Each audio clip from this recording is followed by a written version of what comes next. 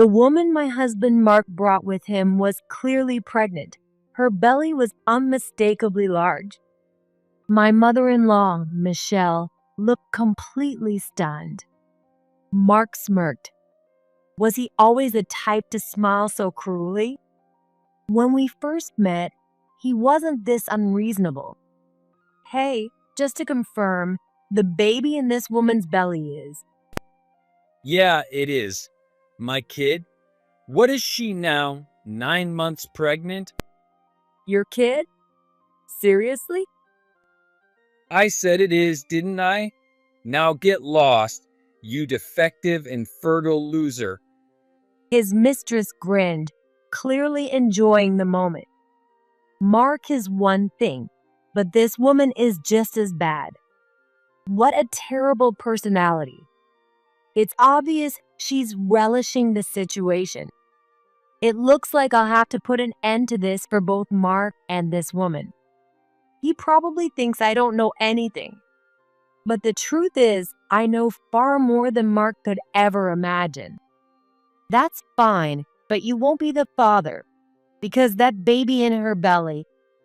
The confident smirk vanished from Mark's face. He looked shocked by my words. Even his mistress turned pale. The tables had turned. I was now in control. I decided to reveal her secret to the stunned Mark. My name is Rachel. I'm 31 years old. I work in an office at a company that deals with all kinds of vinyl products. I reconnected with Mark, a college classmate, about 3 years ago through work. Hey, is that you, Rachel? I didn't know you worked here. Mark? It's been a while. Mark and I were in the same college band club. We started dating, and about 6 months later, we got married. Mark had already lost his father to illness, while I had no mother. She passed away in a traffic accident on her way to work when I was very young. Michelle, my mother-in-law, was very kind and treated me like her own daughter, filling the void of a mother's warmth that I had never known. Rachel, I look forward to a long and happy life together. Yes, Michelle, I look forward to it too. Thus began our happy married life. But the only time there were no complaints was in the beginning. Soon, Mark started causing me a lot of heartache. The issue we faced as a couple. It was the struggle to have children. Even after 2.5 years of marriage, I still couldn't get pregnant. That's odd. We've been trying. Yeah, maybe we should get a thorough checkup. For women under 30, the infertility rate is less than 10%. I thought I might be part of that 10% and decided to get tested. The results came back with no issues. The female doctor at the clinic even gave me a glowing report. So I suggested that Mark get tested next. Don't be ridiculous. A friend of mine said that 90% of infertility issues are on the woman's side. I've always been healthy, so there's no way there's a problem with me. There's no point in getting tested. He flat out refused to get tested. Prejudice about infertility. Arrogant attitude. Childish reasoning. I was completely exasperated with Mark's lack of cooperation and selfishness. And to make matters worse, he kept pestering me about having kids. Smith, one of my coworkers, got married around the same time as us, and now they're expecting their second kid. What the heck are you doing? Get it together. Don't act like it's all my fault. You haven't even gone to get tested. Arguments between us became more frequent. Our relationship grew more and more strained until we eventually stopped talking altogether. Obviously, in such a situation, there was no way we could work on having kids. That's when Mark's reckless behavior started to increase. He began spending more money and staying out late. He says he's busy with work, but I'm not sure if that's true. Since there's been almost no change in his pay stubs, I'm pretty sure he's lying. What caught my attention was that Mark suddenly started taking care of his appearance a lot more. It was like when we first started dating, he was paying extra attention to how he looked. Hey, just to be clear, you're not cheating on me, are you? What? Of course not. How could you even think that? Use your head a little. This man is definitely cheating. In that brief moment before he answered, I knew it for sure. Who is she? How old is she? How long have they been seeing each other? Days? Months? The more I thought about it, the angrier I got. I didn't care about anything anymore. And as I let it go, Mark's selfish behavior only escalated. Enough already. Stop wasting money. What do you mean wasting money? What are you talking about? You used our card to buy women's clothes and shoes. I checked the statements, you know. So what? Stop acting like a stalker. You think I'm a stalker? What wife wouldn't be concerned about what her husband is buying on their card? At the very least, I care. Especially if he might be spending it on another woman. Maybe he didn't like being called out so harshly. Before long, Mark practically stopped coming home altogether. Mark has completely lost respect for me.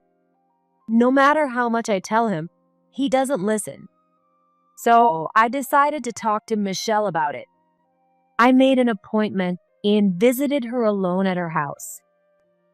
Michelle listened, nodding as I told her about her son's bad behavior. When I finished, Michelle apologized sincerely. I'm so sorry about Mark, Rachel. I must have raised him wrong somehow. Michelle, please lift your head. You're not to blame. I had no intention of blaming Michelle. The one at fault is Mark himself, who suddenly changed his attitude and became arrogant. He's an adult now. He should know better. When I said this, Michelle let out a big sigh.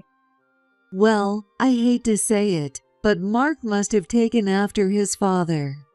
They both have a habit of reckless spending. In that case, let's call him here and talk to him directly. True to her word, Michelle immediately called Mark. He must have known what was coming. When Mark finally arrived, the look on his face was anything but pleasant. Mark, you've been making Rachel miserable. Are you even sorry? Tell me what you've been spending money on. It doesn't matter. It's none of your business, Mom. Of course, it's my business. Well, this is so annoying. Just leave me alone. Mark left, clearly fed up. Afterward, Michelle suggested I look into what Mark has been up to. If he won't talk, we'll find out ourselves, she said. Honestly, I had already been planning to do that before Michelle even mentioned it. I hired a professional to find out what Mark was doing behind my back. I was prepared to accept whatever truth might be revealed. It turns out that when she was younger, Michelle had also hired an investigator to look into her late husband's activities. It was shortly after they got married, and the investigation revealed that he was cheating. Michelle said her husband was quite shocked when she mentioned the mistress by name. He never thought I knew everything. He was really surprised. It was quite satisfying at the time. I have a feeling I'm in a similar situation. It's just a hunch, but I'm pretty sure Mark is cheating. He doesn't seem to be trying very hard to hide it. That's what's really unsettling. What's Mark thinking? In any case, gathering evidence now could be useful later. I took Michelle's advice and hired the detective agency she recommended to investigate Mark.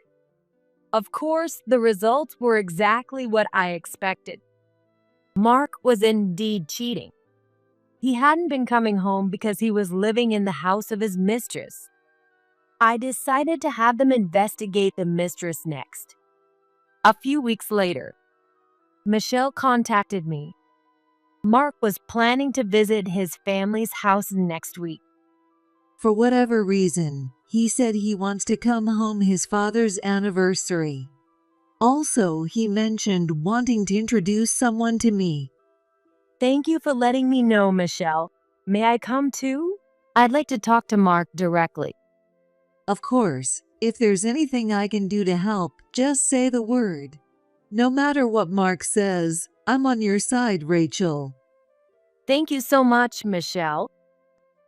The person Mark wants to introduce to Michelle. It's easy to guess who it is. It's his mistress. Mark is probably planning to divorce me and marry her. He likely wants to introduce her first and, if necessary, win Michelle over to their side. Now that I knew his plan, I had to prepare my own countermeasures. I quickly got in touch with someone and arranged for them to assist in my plan. The weather on the day was stormy. The sky seemed to reflect the turbulent times ahead. When I arrived at my in-laws' house, there was an unfamiliar compact car in the driveway. It matched the description in the detective's report. It had to be Mark's mistress's car. As soon as I opened the front door, I heard Michelle's voice from the living room, scolding Mark. He must have done something truly outrageous. I hurried toward them. What on earth are you thinking? Don't you feel any remorse for what you've done to Rachel? Why should I? She's the one who can't have kids. Oh, Rachel, you're here too? Did Mom call you? We were just talking about you. It's been a while, Mark, and sitting next to Mark was a woman who looked to be around the same age as us. She was dressed flamboyantly, with bright colored hair. Her appearance was the complete opposite of mine. She glanced at me and smiled smugly. What an awful smile. As you can see, this is Mark's mistress. What was your name again? How about a proper introduction? Nice to meet you. I'm Emily, and I've been seeing Mark. You must be Rachel. Perfect timing. There's something I'd like to give you. Right, Mark?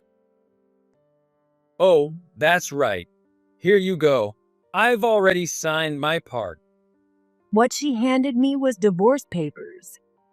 Emily's smug expression was infuriating. She was confident that she'd win no matter what. That confidence was written all over her face. And the source of that confidence? It had to be her belly. Emily was clearly pregnant, her belly quite large. Noticing my gaze, Emily smiled. Mark reached over and gently caressed her belly, looking at it lovingly. Just to be clear, the baby in her belly is. Yeah, it's mine. What is it now? 9 months? Your kid? Really? Yeah, that's what I said. Now get lost, you defective infertile loser. Emily grinned, clearly enjoying herself. Mark is one thing, but Emily is just as bad. What an appalling personality. It's obvious she's having fun with this situation. It looks like I'll have to put both Mark and Emily in their place. Come to think of it, Mark is quite a pitiful man. He probably thinks I came here unaware of everything. But the truth is, I know far more than Mark could ever imagine. Fine, but you won't be the father, because that baby in her belly isn't yours. What the hell are you talking about? That's impossible. Right, Emily? Of course. Stop saying weird stuff. Oh, I get it. You're just jealous.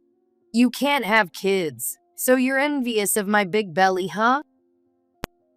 Say whatever you want. There's nothing wrong with me. If there's a problem, it's with you, Mark.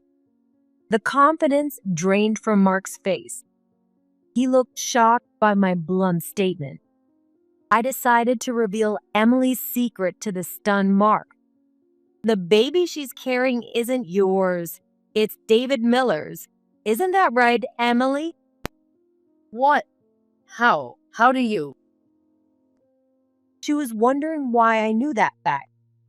Or maybe she's wondering why David's name is being mentioned. Seeing Emily's stunned expression, Mark looked just as bewildered. The fact that I mentioned a specific name made my words all the more credible, leaving them both visibly shaken. Surprised that I know about David? You've been married to him for about 4 years now, right? Do you really think it's okay to betray him like this? Who's David? I don't know anyone by that name. Pretending not to know? You really think that's going to work? Unbelievable. You still don't understand your situation, do you? I pulled out some documents from my bag. They were the results of the investigation I had conducted. As I began reading the facts aloud, the color drained from Emily's face.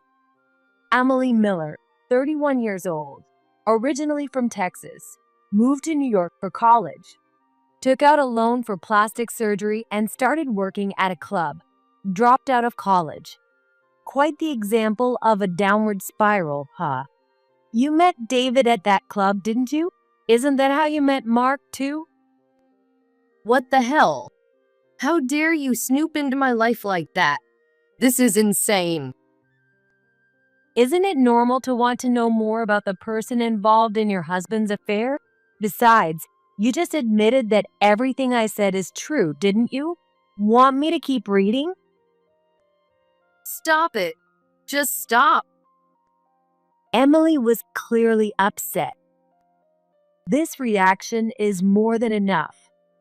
It was as good as admitting that everything I said was true. Mark stared blankly at Emily's profile, unable to process the fact that he had been deceived. This can't be true. It's not true, right, Emily? You're married? That's not right, is it? We're getting married, aren't we? I don't know what lies she's been feeding you, but it's time you woke up, Mark. This woman has a history of deceiving men, taking as much money as she can, and then disappearing. Stop saying such awful things. Mark, you can't believe a word she says. She's lying about everything. She's the real liar here. Yeah, but then why are you so flustered? Is it because you have something to hide? Because Rachel is telling the truth? What's going on? Poor Mark. He hasn't realized that he was just being played. After investigating Emily, I learned just how malicious she really was, and it made me sick to my stomach. This woman loves to manipulate men and bend them to her will. She's a wicked woman who always needs a man who's convenient to satisfy her desires. A guy who's fairly good-looking, makes decent money, loves to party, but isn't too bright. This woman is just trying to break us apart. She's making things up. I mean, come on. She has no proof. But we have this baby, our love child, Mark. Please, just believe me. Love child? You know exactly whose baby you're really carrying. I showed Mark and Emily a photo. It was part of the evidence gathered by the investigator. The photo showed Emily entering an obstetric clinic, accompanied by a tough-looking man with a strong build. It's David Miller. You regularly visit the clinic like this with your husband. I have plenty of other photos if you'd like to see them. How dare you? Stop sneaking around taking pictures of me. Emily looked like she was ready to pounce on me. She must be furious that her scheme has been exposed. Ignoring her, I turned to the still stunned Mark. Mark, you might be infertile. If there's no issue on my side, then it's likely the problem lies with you. Just once, go get tested. But, I'm so healthy. There are plenty of people who are healthy but still infertile. I think it's time you face reality, Mark. But honestly, I don't care anymore. I have the divorce papers in my hand. Once I submit these to the courthouse, my relationship with Mark is over. Even if he was deceived by Emily, I have no intention of getting back together with him. He disrespected and belittled me. Defective, infertile loser. Well, good riddance. I'm ready to divorce Mark and start a new life. But before that, Emily, tell the truth. I want to hear it from you. The truth? Yes, how you met Mark, why you targeted him, and what your plans are moving forward. Specifically, when and how you plan to break up with him. Emily's expression grew tense. No matter how long I waited, she refused to speak. So I decided to speak for her. The club your friend runs is your hunting ground, Emily. You find your prey there, get close to them, and size them up. Their background, history, income, problems. You extract all kinds of information. Stop it. Don't act like you were there watching. Am I lying? No, I'm not. It's all true. You've been exploiting men like this since you were 18. Is it your father's influence that you can't commit to just one person? He was quite the playboy, wasn't he? Made life hell for you and your mom. How much do you know? Stop it already. There was no trace of confidence left on Emily's face. Her bloodshot eyes, tears welling up, half-open mouth, and heavy breathing. She looked at me like a cornered animal. This pregnancy is likely a turning point for Emily as well. For the sake of the baby, she needs to atone for her past sins. Meeting David was probably your last chance, wasn't it, Emily? A man like him with his looks and income isn't going to come around again. So you married him and got pregnant. That's a lie. Emily, it's a lie, isn't it? But you couldn't quit your habit of playing around with men, even after nearly a decade. That's when you set your sights on Mark as your final prey. Isn't that right? Suddenly, all expression vanished from Emily's face. There was a determined look in her eyes, like she was ready to fight back. Emily picked up the evidence photos from the table and laughed dismissively. This isn't me. I would never wear my hair like that. What? What are you talking about? That's clearly you. No, it's not. It's someone who looks a lot like me.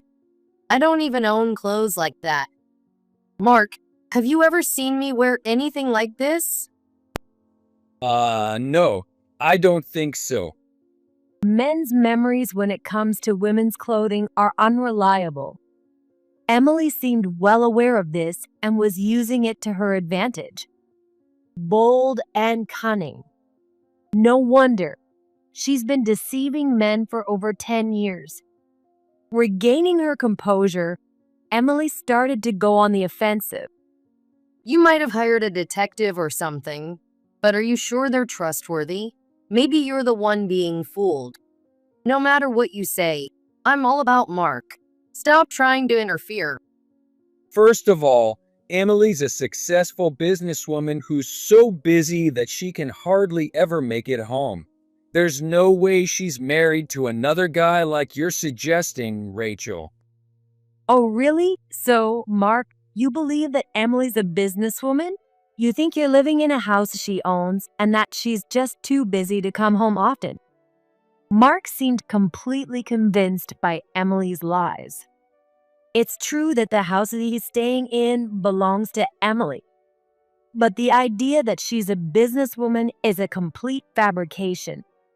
It's time for a wake-up call. I secretly sent a message to someone. Soon, the doorbell rang, and Michelle went to answer it. I wondered what was being said at the door. Michelle returned quickly. I'll never forget the look of fear on Emily's face when she saw the man Michelle brought in. David, what are you doing here? Why am I here? That's my line. Weren't you supposed to be back at your parents' place, Emily? David was what you'd call a thug. He was known to be quite a scary figure in his hometown. His face was intimidating. He had a strong build, and tattoos peeked out from his neck. If it came to a fight, Mark wouldn't stand a chance. With David glaring at her like a demon, Emily turned pale. She began to tremble. Don't just stand there silent. Explain yourself, Emily.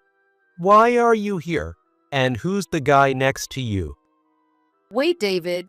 It's not what it looks like. Then explain exactly what it is.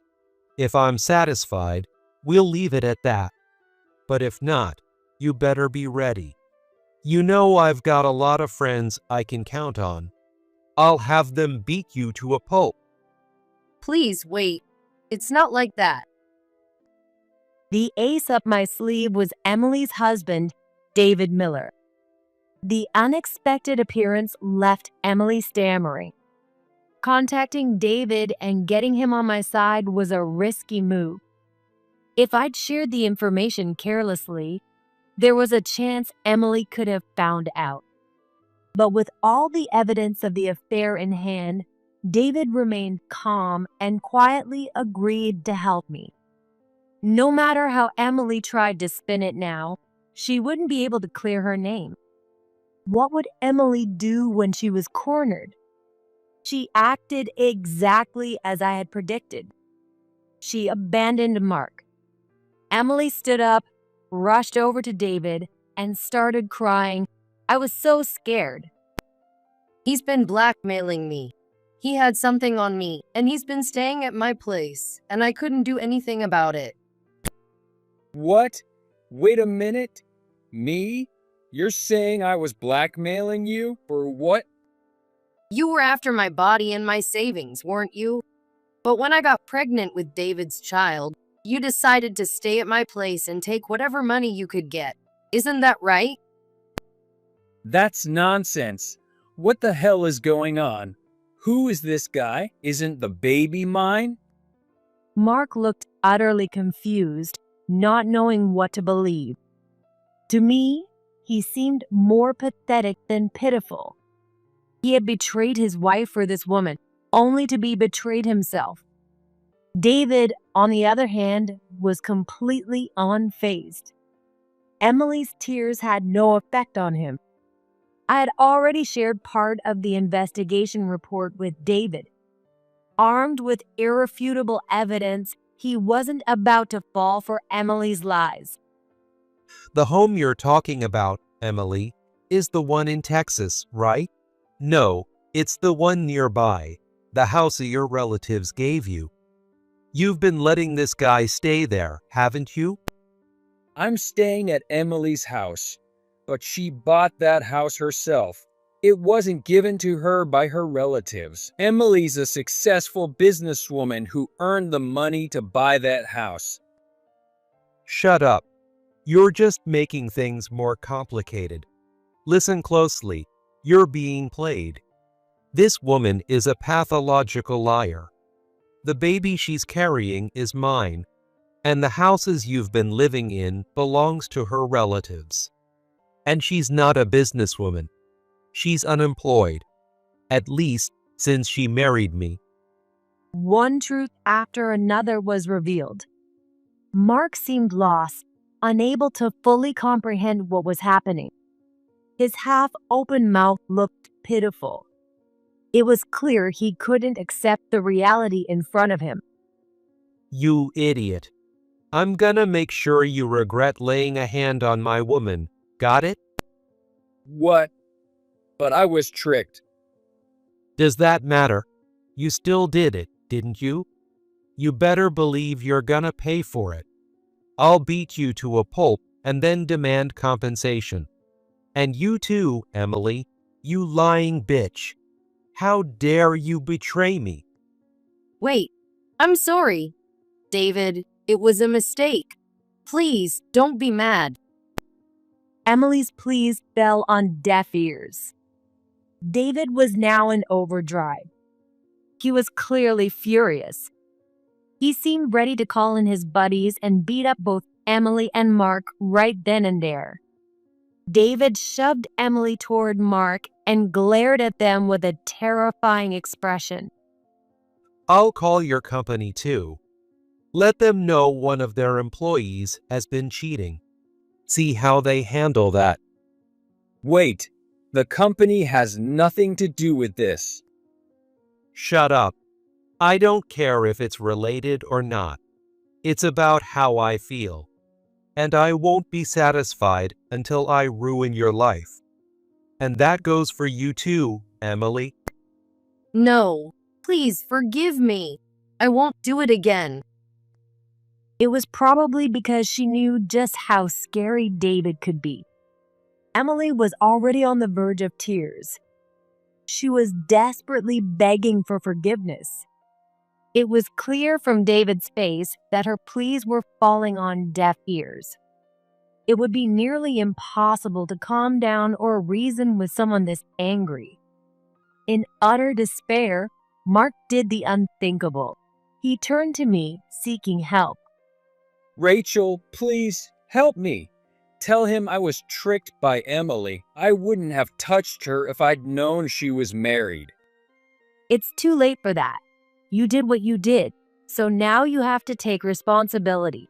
If you're truly sorry, let yourself get beaten up and show it through your actions. I don't want to get beaten up. Mom, say something. Your son's about to get hurt. You brought this on yourself. A cheating man has no right to complain. You're just like your father. Take your punishment, apologize sincerely, and learn from this.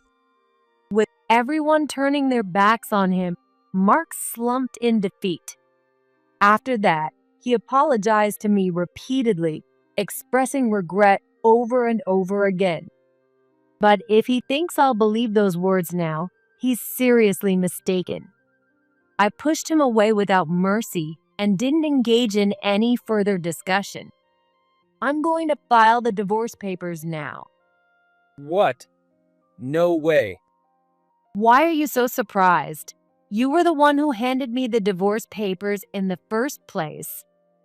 But the situation has changed. Please wait. I'm sorry. I'll apologize. He knows what will happen if he gets hit with alimony and his affair gets exposed at work. Most likely, he'll lose his position at the company and his savings. Maybe, just maybe, this could even lead to David and his crew leeching off him. That would be the worst case scenario. If it comes to that, Mark would be stuck as an ATM for David and his buddies for the rest of his life. He realizes this, which is why he's desperately pleading with me and Michelle for help. But it's all too late now. I went ahead and officially divorced Mark. Michelle also cut ties with him. David didn't forgive Emily for her betrayal. After she gave birth, he divorced her, forced her to take on debt for him, and then kicked her out. It seems he forced her into living as a single mother. It's a cruel fate. Emily was stripped of anything valuable she owned and returned to the South with nothing. I just hope that her innocent child can grow up happy in the peaceful surroundings of rural America. As for Mark, his situation was even more tragic. David, being a man of his word, he contacted Mark's workplace about the affair. He even yelled at the CEO, asking, "What kind of employee training do you run here?" The CEO had no responsibility for Mark's infidelity, but he still offered a sincere apology. After that, The CO called Mark in, confirmed the facts, and scolded him. They say Mark was almost in tears when he was labeled a cheating scumbag in front of all his colleagues. With both the CO and his coworkers now looking down on him, Mark lost everyone's trust. He lost his credibility and was relegated to a dead-end department, effectively derailing his career.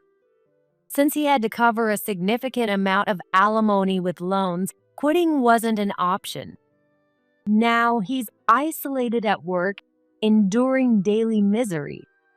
Isn't this an appropriate end for a man who betrayed his wife? Personally, though, I wish Mark would suffer even more than he already has. Mark's unbearably difficult daily life. The one who told me all about it in detail was Michelle. She went out of her way to visit me and apologized again. I'm really sorry that my foolish son made you go through such a terrible experience and wasted so many years of your life. I don't even know how to properly apologize anymore. Oh no, Michelle. Please don't worry about it. It's not your fault. I'm okay. You're right. Rachel, you're strong, and I'm sure you'll be fine. But Rachel, if you'd like, would you be interested in meeting the son of one of my acquaintances? He runs a company. He's divorced but doesn't have any kids, and I think he's about your age. What? There's someone like that. I'd love to meet him. If it's not too much to ask, could I ask you to play matchmaker, Michelle? Michelle smiled, relieved to see that I seemed to be doing well. After that, I was introduced to my future husband through Michelle. He has a quiet personality, says very little, but he's a kind and gentle man. And since he runs several companies, I don't have to worry about finances at all. I almost feel like I owe my current happiness to Mark's infidelity. Life is full of ups and downs, like a twisted rope. You never know what the future holds. But if there's one thing Mark's example makes clear, it's that an unfaithful life leads to a grim end. Being honest with your partner is an absolute requirement for living a fulfilling life. With that lesson in mind, I plan to continue living a humble and sincere life from now on.